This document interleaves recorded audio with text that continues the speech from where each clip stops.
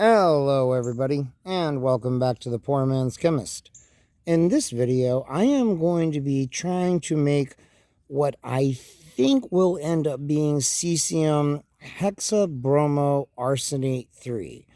I'm not 100% clear on whether it's going to have 6 bromide ions coordinated with the arsenic or 5. Because I can find no information in the literature that specifically says that this compound can exist. However, I have good reason to suspect that it can. If you may recall, in the past, on this channel, we have created cesium pentaiodoarsenate 3, pentaiodoantimonate 3, and pentaiodobismuthate 3. So we've made iodine complexes, or the cesium salt of the iodine complexes of almost all the fucking pnictogens except for, like, phosphorus and obviously nitrogen. So I decided to look up and find out whether such a thing was possible with bromide instead of iodide. And it was very hard to find a whole lot of information on this. When it comes to antimony, Atomistry says that the hexabromoantimonate 3 ion is a thing and that metal complexes with it are a thing. I decided to try creating it used along the same general lines as the iodine complexes, and indeed, we do get a yellow precipitate.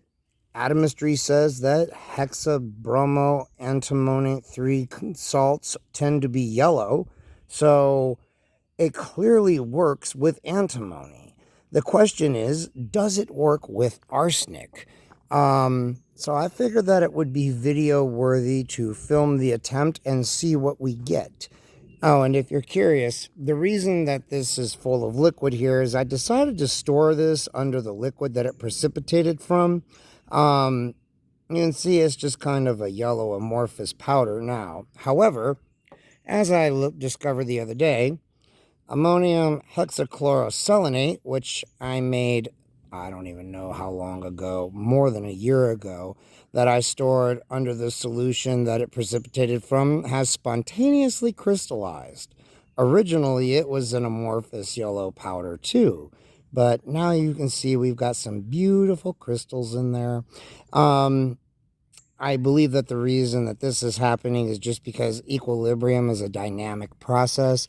In reality, there's always ions that are coming off the solid going into solution, and ions that are going from solution and precipitating out as solid, and it's just built up.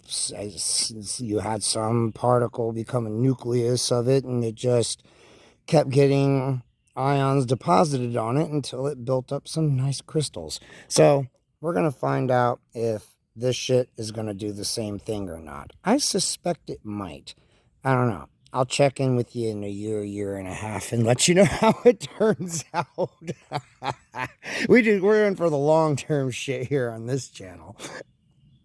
Anyway, what we have here is 2 grams of arsenic trioxide, aka white arsenic, which is a name I just love for some reason. White arsenic. It's awesome.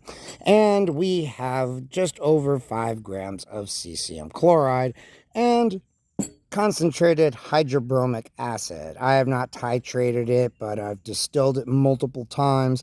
It's fairly close to azeotropic. We ain't writing any fucking papers here. It will be sufficient. I mean, clearly it fucking works. So, what we're going to do is we're going to take the same basic approach here. We're going to dissolve the arsenic in the hydrobromic acid, and that is going to give us a solution of arsenic tribromide and hydrobromic acid. Of course, the arsenic tribromide should, in theory, coordinate with bromide ions, forming our, might be hexabromo, could possibly be pentaiodoarsenate 3 in solution. Then we will add in a solution of the cesium chloride here into there, and it should precipitate out whatever the bromide complex with the arsenate ion is. Now, one thing that's just a reminder here of the way this stuff works. This stuff is only stable in concentrated hydrobromic acid.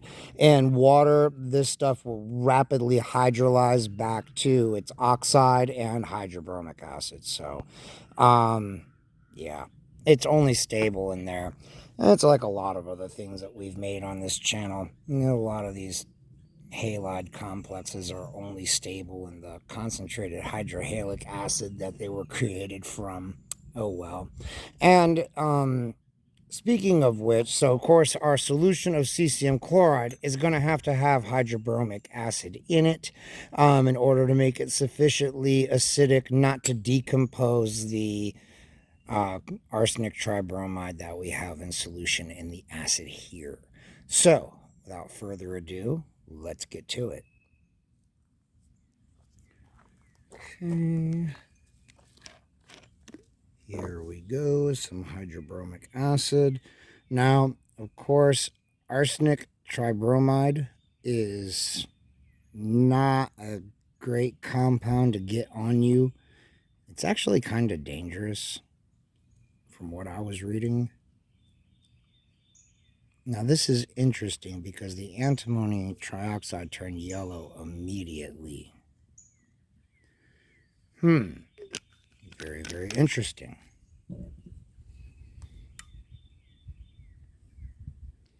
Okay. It should dissolve more or less freely. I'm going to warm it up a little bit here. It's a nice windy day out here, so any vapors will be blown away from me, which is good, because I don't want to breathe that shit.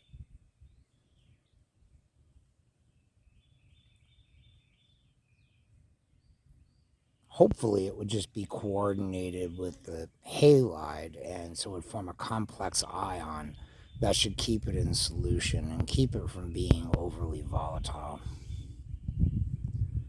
Alright, well, I'm going to let this go, and I will come back when this fucker is dissolved. Well, this is curious and a little bit concerning. So, it took forever to get the arsenic trioxide to go in solution, and it's gone into solution some, but instead we have a liquid in here that does not seem to want to dissolve. Now, at this temperature, arsenic tribromide would be a liquid. So I'm wondering if that's what that is. Have we actually created arsenic tribromide liquid there? Whoa, that looks really weird.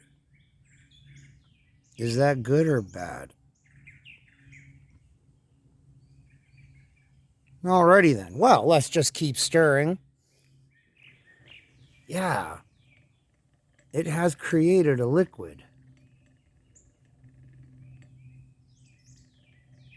I really think we might have created arsenic tribromide liquid without even meaning to. Well, that could explain why there was nothing in the literature about a complex from this, because maybe it just doesn't go into solution. The antimony one did readily, though. Alrighty then. Well, that is truly arsenic tribromide. That stuff is like liquid death. Yeah, where's the wind blowing? Oh well. If I die, I'm cool with it.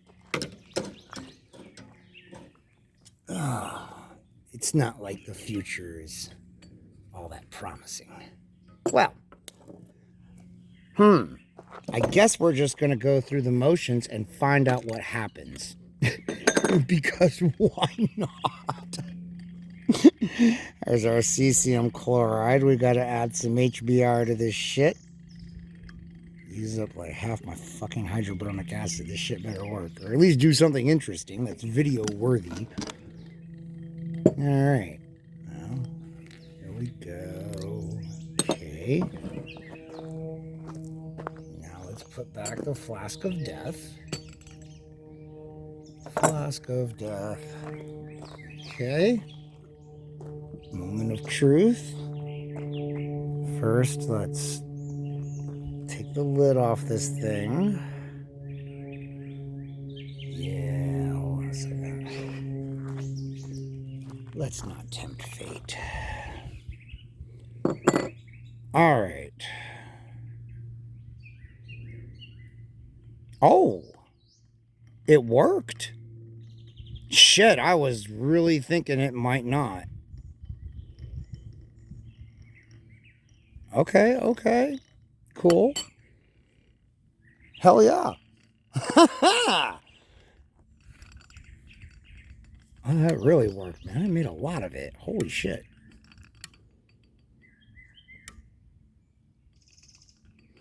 Well, maybe what happened is that, only some of the arsenic tribromide was in solution. Some of it was not.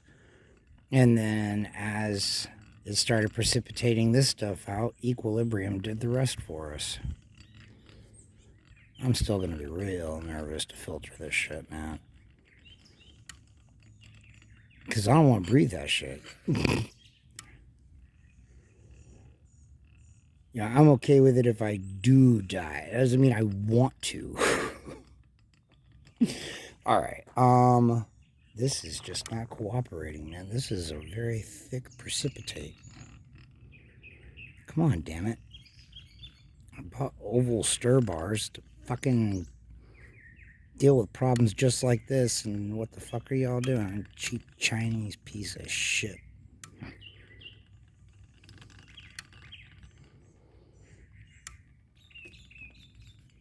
Honestly.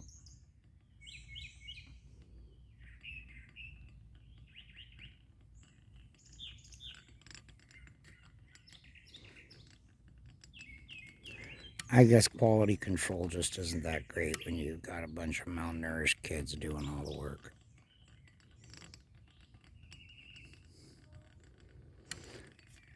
Well, fuck you, Sturbar.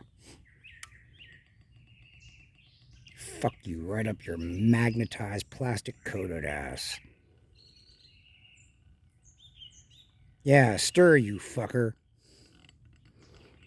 That's good enough. All right.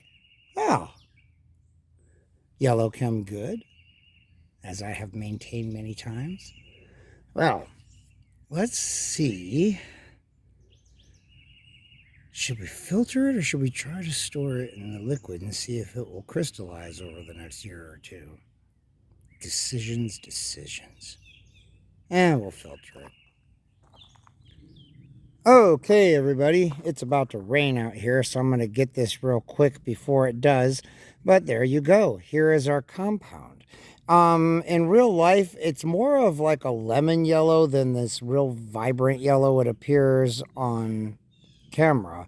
I'm not sure why. It could be because I filtered it and just the humidity in the air is probably already causing it to start to break down. We'll try drying it and we'll see what we get.